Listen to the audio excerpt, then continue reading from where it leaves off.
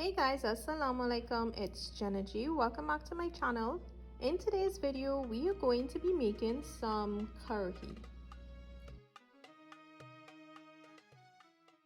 Karhi is an absolute must for Diwali, so I thought I'd make it the center of attention today for you guys. These are all the ingredients we will need. The measurements and full recipe can be found on my website listed below on your screen. We're going to be using the curry line from none other than JGM products in this dish. So be sure to get your hands on these items in time for your Diwali cook-up. Curry involves two parts.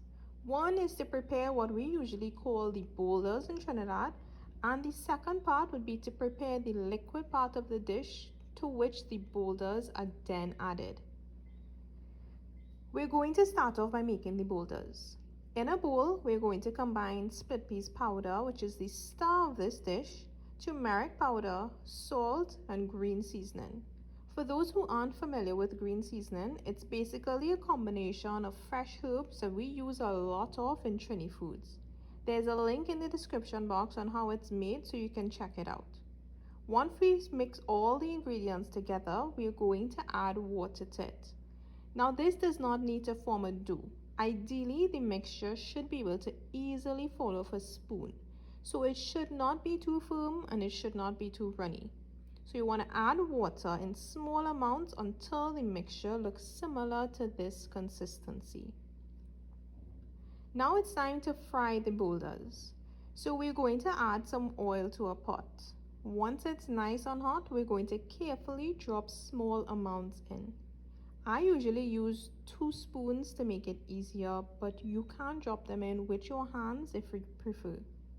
These won't take too long to fry, maybe 2 to 3 minutes depending on their size. Once they are all fried, you're going to set them aside, and now it's time to move on to the next part of making karhi.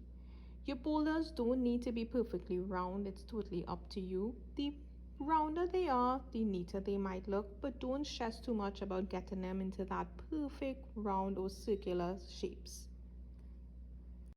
To a bowl, we're going to be adding the split pea powder, salt, turmeric powder, and water.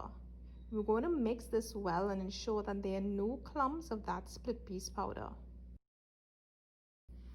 So now that we have this ready, along with the sliced onions, the pepper, the garlic, curry leaves, the curry powder, the roasted jeera, and all the other ingredients, we can now put everything together. We're going to start by sauteing the onions, the pepper, and the curry leaves. Now if you don't have curry leaves, that's okay, you can eliminate it. Then we're going to add the curry powder, followed by grated garlic, and we're going to cook this for 2 to 3 minutes while stirring and keeping that heat on low. This is just to help toast that curry powder and release those amazing flavors. Next, we're going to add the split pea mixture to the pot. Over the next 20 to 25 minutes now, we're going to just let this cook, as we want to make sure the split pea powder cooks properly. The mixture will also begin to thicken as it continues cooking. So after the 20 to 25 minutes, then we're going to add the boulders, roasted jeera, and also green seasoning. We'll taste and adjust for salt and simply let this cook for a further 10 to 15 minutes on low medium heat. Be sure to check on it from time to time, of course. Once it's finished, this is what the curry looks like. It's usually eaten with roti or rice and other veggies like these.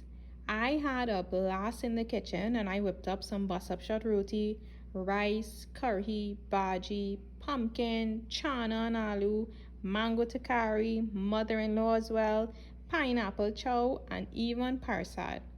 All the recipes and videos for these can be found in the links in the description box below, with the exception of the bus-up-shot. I do have dal puri up though, but I'll post that bus-up-shot roti video sometime in the future, inshallah. Usually this is what a plate looks like with the curry and all the other items. Delicious and mouth-watering, no?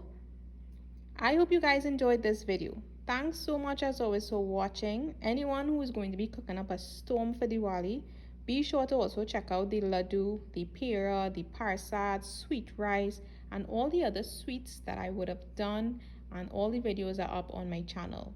So guys, have fun in the kitchen, and I will see you all in my next video.